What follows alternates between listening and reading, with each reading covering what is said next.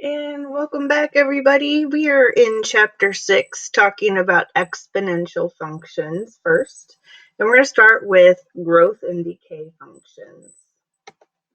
So next, exponential function has the equation of y equals a times b to the x power. A is your initial amount, and b is your growth or decay factor. So how do we know if it's growth or decay? Growth,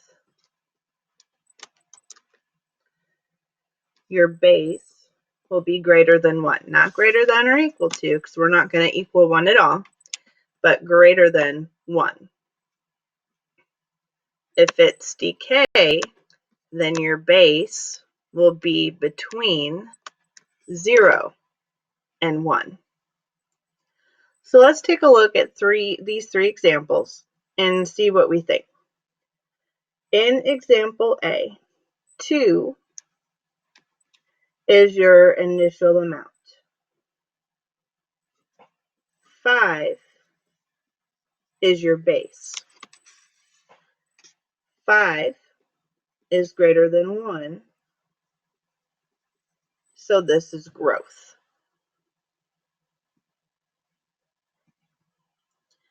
Letter B, your initial amount is a half. Your base is 3 halves.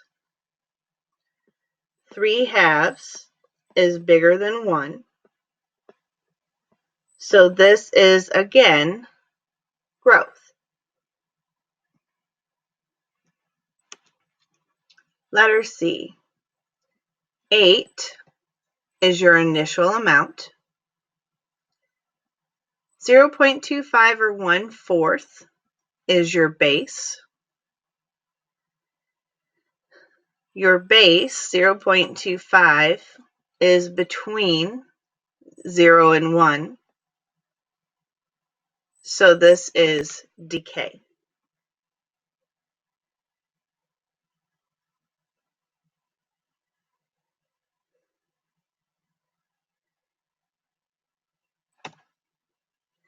So here's your basic graphs, parent graphs for growth and decay. If your graph is exponential growth, then we're going to finish getting very, very steep, growing, going up. If it's decay, decay means decline or decompose something, so your numbers are getting smaller. So you start up and then you gradually go super, super, super small. A few things about growth and decay functions. 0, 1 is what I call our go-to point. That's always going to be a parent function point. Why? Well, remember that 0, 1 is xy. And our equation is b to the x power. So I can pick any number I want for my base. I can pick 4. Plug in 0 for x.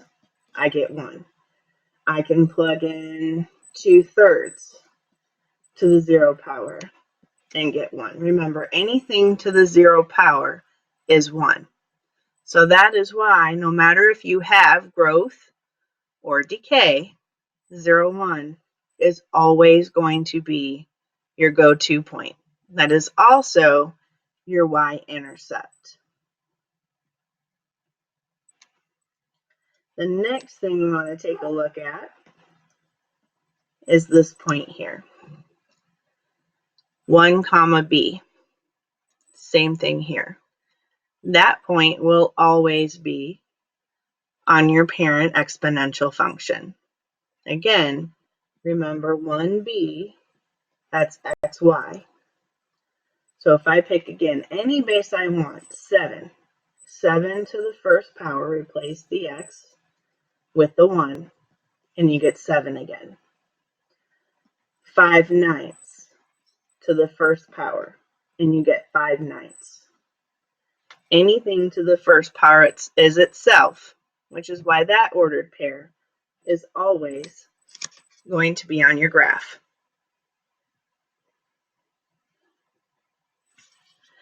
Talking about this asymptote right here, your asymptote is a dotted line that your graph will get super, super, super, super close to, but will never, ever, ever touch or cross.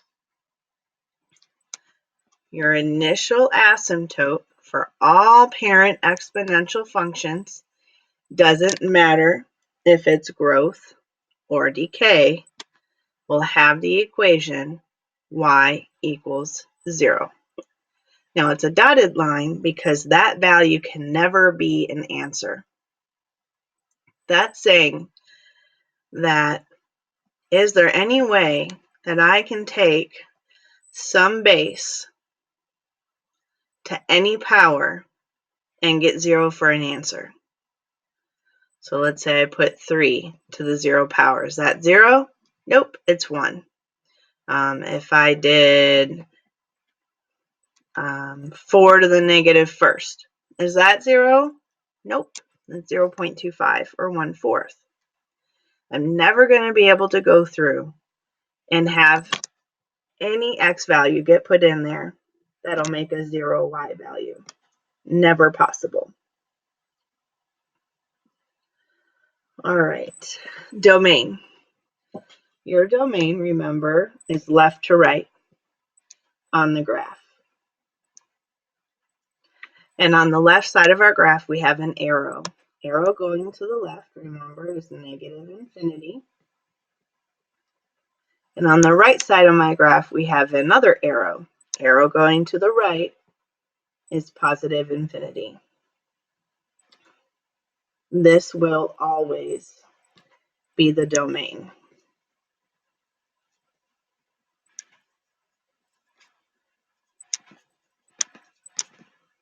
Doesn't matter if it's growth or decay, doesn't matter if it's a parent function or if it's transformed. Your domain will always be negative infinity to infinity. So over here on the decay function, same thing. Now your range will change. Your range, remember, is the furthest down to the furthest up, or the lowest to the highest.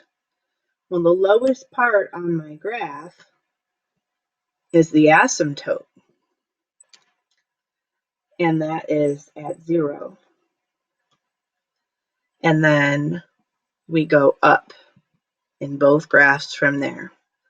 So y has to be greater than 0 on both sides.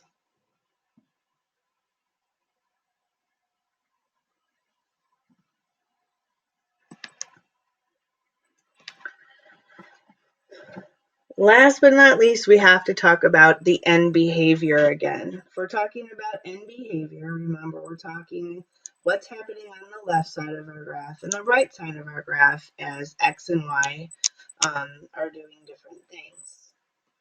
So for our growth function, as x goes to negative infinity, remember that's on our left side. What is y heading to? Well, y is heading to that asymptote. And that asymptote here has the equation of 0. So it's heading towards that 0. On the right side, positive infinity, right over here, that arrow is going up. So where is y going to? If I have an arrow going up, it's also going to positive infinity. For the decay function, on the left side, negative x, where's y going? Y is going up. So your y is going to positive infinity. And then on the right side, over here, y is again coming to that asymptote. So it is approaching 0.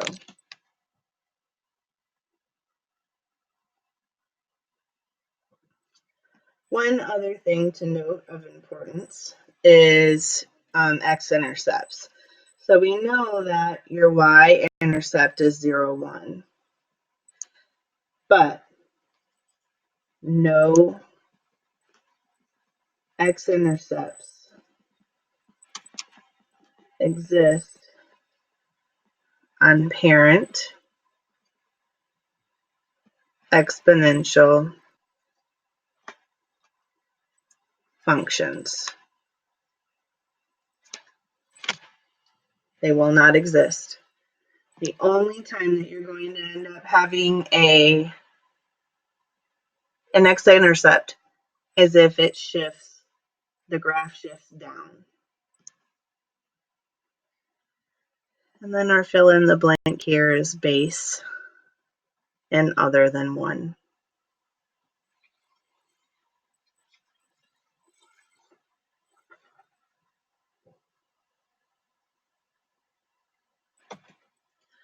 All right, so let's try a couple.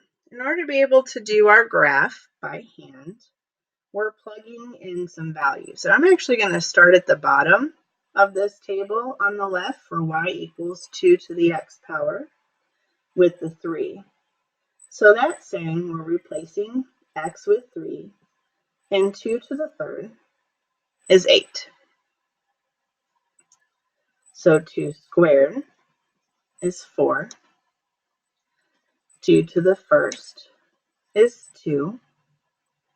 2 to the 0 is 1. Now, negative exponents, because remember this is saying 2 to the negative first power. Negative exponents take our base and do the reciprocal, or flip it. So we look here at 2 to the positive first, and the answer was 2. That means 2 to the negative first flips that upside down and makes it 1/2. 2 to the negative second. Take this 2 squared, which was 4, and flip it. 1/4.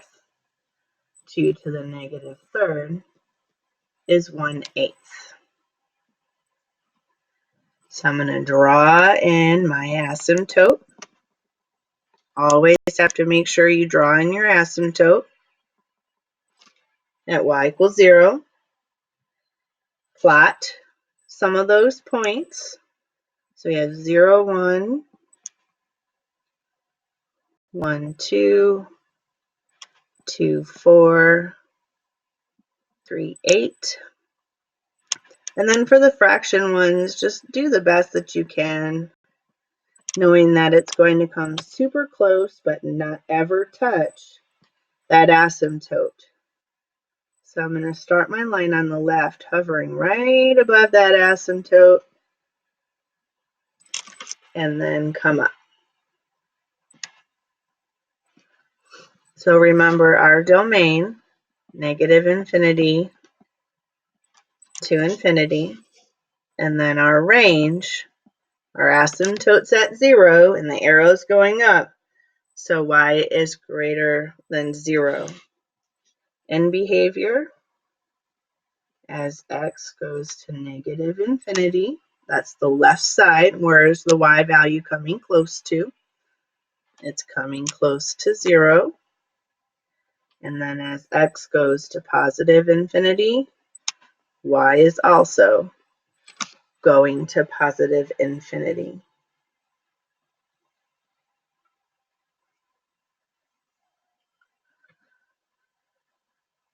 For tomorrow, make sure that you have tried y equals 1/2 to the x by hand without a calculator. Bring that in for the first part of your points. All right. So parent exponential functions, just filling this in for something to start with and have it all in one spot. No matter if it's growth or decay, your domain is going to be the same.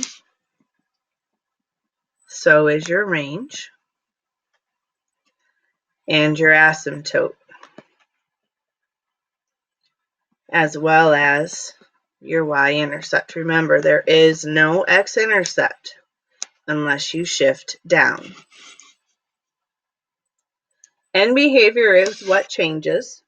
When you have growth going to positive infinity, your y also goes to positive infinity, and then it goes to 0 at negative infinity.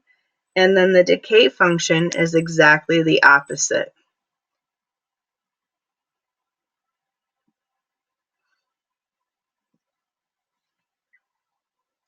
All right. Transformations. A. A is a vertical stretch or a shrink. It's a stretch if A is greater than 1. Oops.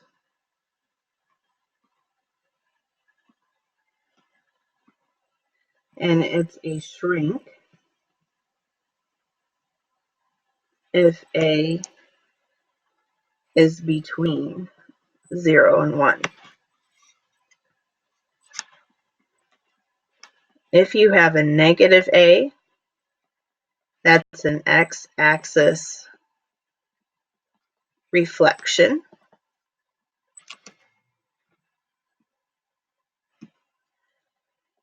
The H is right or left, and the K is up or down.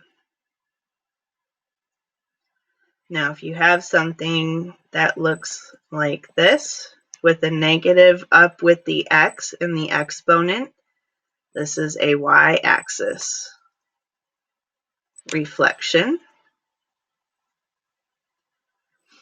And this asymptote line here is y is equal to k.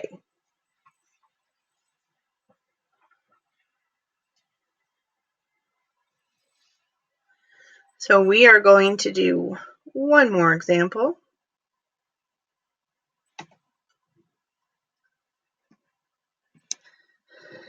And I'm going to look,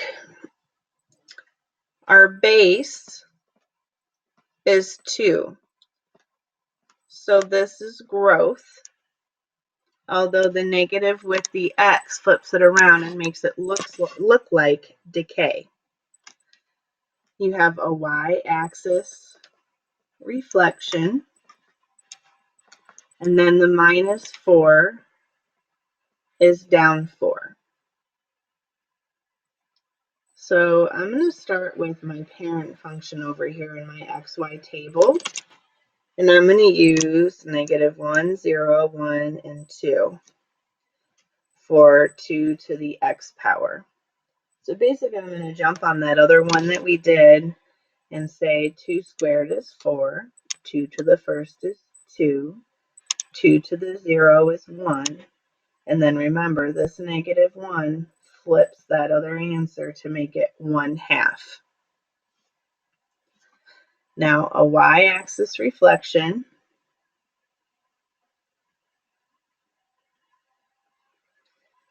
changes the signs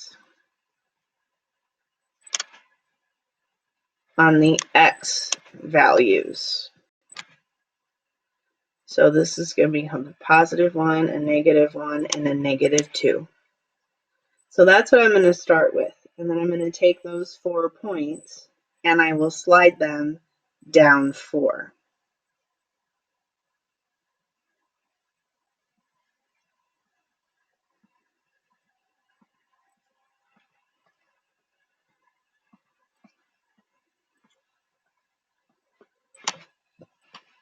That also slides our asymptote down 4. So our asymptote started at 0, and it slides down 4. And our new asymptote is at y equals -4. So -2, 4, slide it down 4. And then right here, -1, 2, slide it down 4, and then here, 0, 1, slide down 4 here, and then positive 1, 1/2, slide down 4, and I'm here. So that makes my graph look like that. We split our graph down. So is there an x-intercept? There absolutely is. Your x-intercept is right here, and that is at -2, 0. Your y-intercept is now at 0, -3. Your asymptote is at y equals -4. Remember, your domain is always -infinity to infinity. And now our range, where's the lowest part of our graph? The lowest part of our graph is our asymptote, which is at -4. So y is greater than -4. The very bottom for your end behavior, -x is up here, going to positive infinity, and then positive x is approaching the asymptote, and the asymptote is at -4. I can't seem to write there. So that should be a -4. All right. The other part of your points for tomorrow is to try the second letter B. Have a great night.